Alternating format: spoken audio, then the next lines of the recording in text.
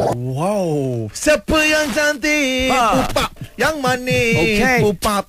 Dan tentulah Mak Jemah untuk jemah. Hey, untuk jemaah. Sudah dah tu.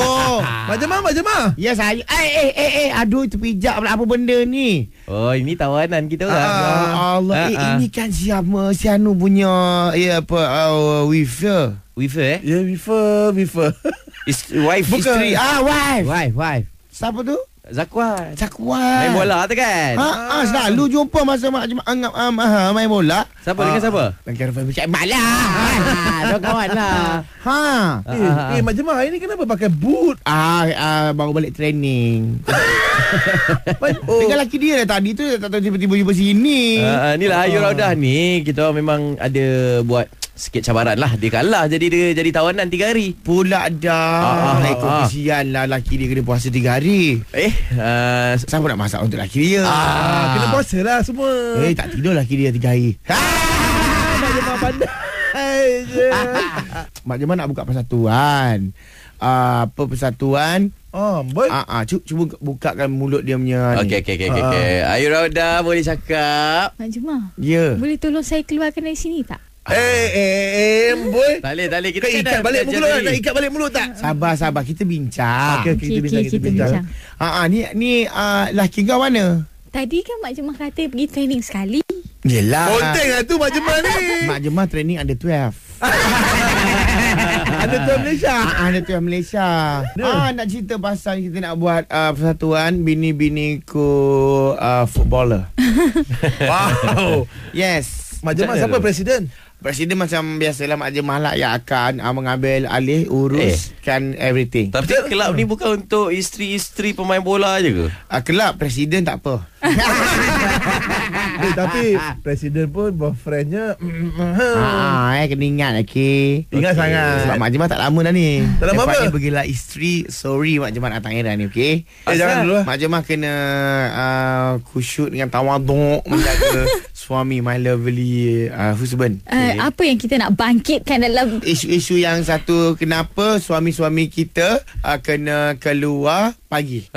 Macam I punya I tak bagi dia training pagi. I cakap dengan Kira Jogopal, Datuk Kira Jogopal, Datuk sorry, sebelum I kereta tak ada, siang pagi I kerja. Kita itu antara isu yang nak dibangkitkan.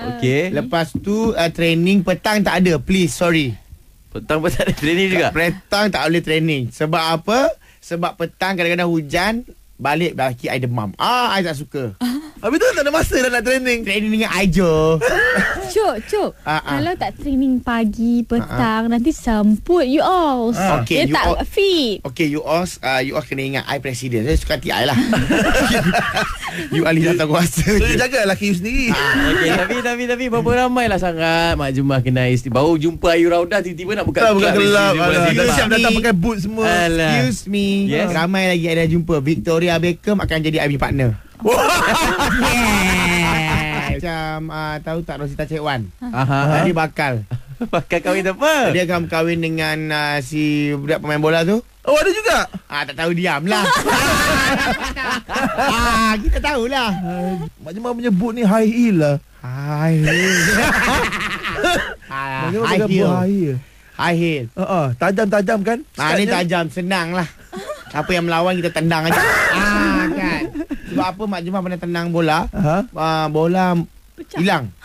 Hilang pula? Hilang. Yang agak mana rupanya melekat dekat high heel kau. Bocor bola tu. Ni confirmkan kelab ni? Okey, kelab ni akan Mak Jemah akan balik ni register. Cuma nak minta Ayu punya IC, nombor surat anak, nombor pasport. Dia pangkat apa? Dia pangkat lieutenant. Okey, apa yang paling penting sekali, nanti bagi nombor IC Mak Jemah nak check dekat ni, takut ada blacklist. Bag semua dengan wallet semua dia orang dah ambil. Dia dah ambil dah.